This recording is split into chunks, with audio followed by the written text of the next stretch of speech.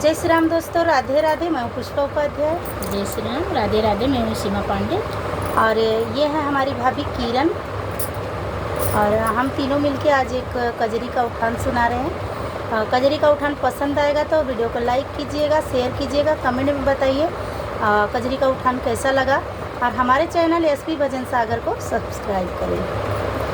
जौने दीना सीता के हरले सरावड़वा होई हो दीनाना राम होइले बैरगिया होई हो दीनाना राम भइले बैरगिया होई रे दीनाना मजियाही बलि उनकर मत समझावै समझ बेटाना करबै दूसरा बियाहवा समझ बेटाना कैसे कसलुआई दूसरा बियाहवा नहीं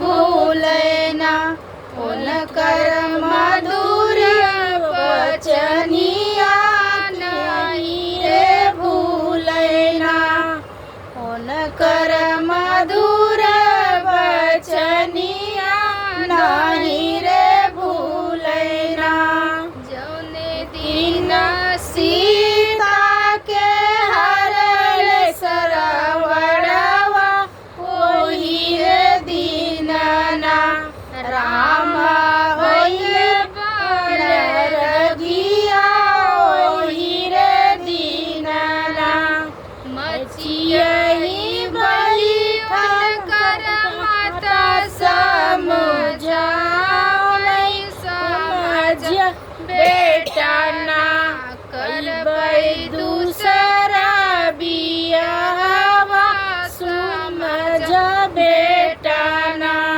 कैसे कर मुमाला दूसरा बियाहवा नहीं रे भूलना उनकर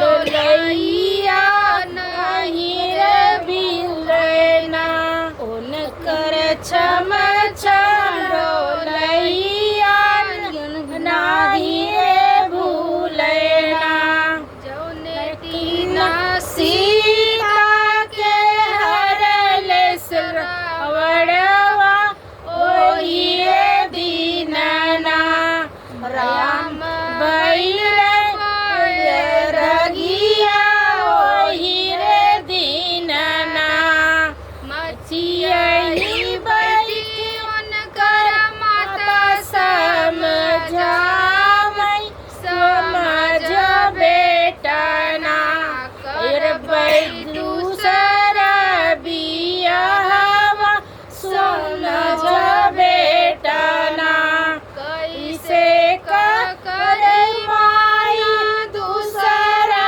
बियाहवा नहीं हो भूलना उन